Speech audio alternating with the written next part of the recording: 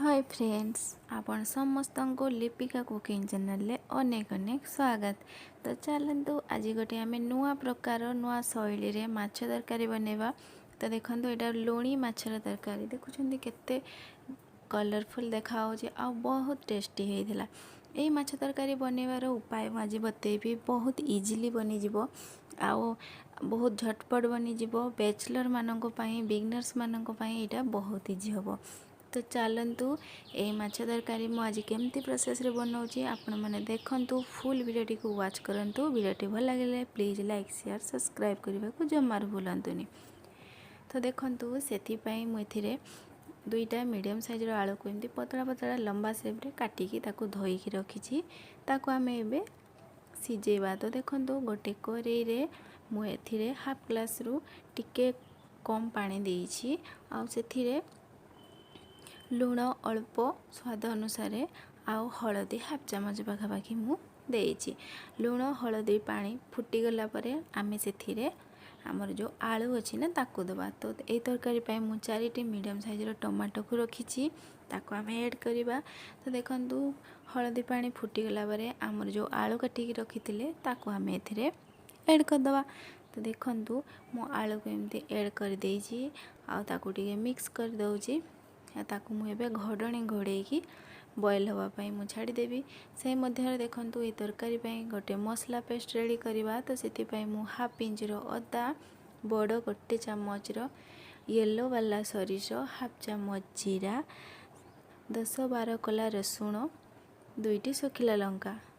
तो देखन ताको आमे एबे बाटी दबा। तो देखंतु आलू हमर बॉयल हे गलानी।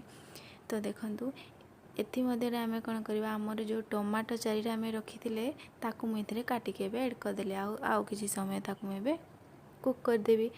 देखुचंती आमर जो टमाटो जो आमे काटिकी देइथिले टमाटो पूरा सॉफ्ट हे गलानी। टमाटो मिसी गलानी देखंतु आलू सहित। एही रेसिपी रे आपण माने टमाटो टिके एक्स्ट्रा देबे।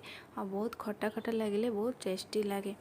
आउ प्लीज फ्रेंड माने जदि वीडियोटी भल लागुछि प्लीज लाइक शेयर सब्सक्राइब करने को जमार भूलिबेनी। आउ चैनल जदि नुआ थिबे ना प्लीज मो चैनल रे आपण माने सब्सक्राइब कर देबे। तो देखंतु मु तो माछ को भाजिकी सिटी रखिथिली लुण हळदी गळेकी माछ को भाजिकी रखिथिली। देखंतु तापरे देखंतु एपटे मु मसला बाटी रखिथिली ताकू मु एबे आलू आउ टमाटो रे मिसई देली। तो मसला मिसई देला परे हमकु आउ अल्प टिके पानी दरकार होला। मु आउ अल्प पानी देकी ताकू भल सेमती फुटेबा पई किछि समय छाडी देबी। मात्र 2-3 मिनिट आमे फुटै दबा। सेथिरे आमे गोटे तेजपत्र पकेबा। ता फल कौन हम तार जो मसलार जो कंचा बास्ना कटि जीवो आउ बहुत बढ़िया बासिबो। तो देखंतु एमती आपण माने बनांतु। देखुचंती मोर एपटे देखंतु माछ भाजिकी रखिछि। यही माछ को आमे ऐड करबा। तो तरकारी रे गोटे तड़का देबा पई देखंतु गोटे तड़का पेने बड़ 2 चामच मु रिफाइन ऑयल देइछि। आ गोटे बड़ चामच पंच फुटुण देली। फुटुण टिके फुटी गला परे गोटे हाफ पियाज माने अधा 50% पियाज को एमती काटिकी चुन चुन कर रखिछि ताको ऐड कर देली। आपण माने चाहिले सरस तेल रे भी ए तड़का देई परिबे। तो देखंतु हमर फुटुण फुटी जाइछि पियाज भी कलर हो जाइछि। एथिरे आमे टिके काश्मीरी रेड चिली कलर दबा। एही तेल रे ही या को आपण माने देबे। आ देले तरकारी रो कलर बहुत बढ़िया हेता। तो से छुंको को आमे एथिरे एबे तरकारी रे ऐड कर दबा। तो देखुचंती तरकारी पूरा डेलीशियस देखा हो। एमती आपण माने इजी प्रोसेस रे तरकारी को बनांतु। आ जदि चैनल ले नुआ छंती प्लीज चैनल को सब्सक्राइब करंतु। ताले देखंतु 2टा कंचा लंका दे देली। कंचा लंका पकेले यार फ्लेवर बहुत भल आस्ता है। आ किछि कटा धनिया पत्र पकई देली। देखुचंती तो एबे देखंतु माछ को जो भाजिकी रखिथिली एहा हला लुणी माछ। मु लुणी माछ रे रेसिपी बनेछि आपण माने एमती बनांतु। ताकू मु ऐड कर देली। आ देखंतु झोलर कंसिस्टेंसीटा केमती हेइछि बहुत बढ़िया देखा होछि।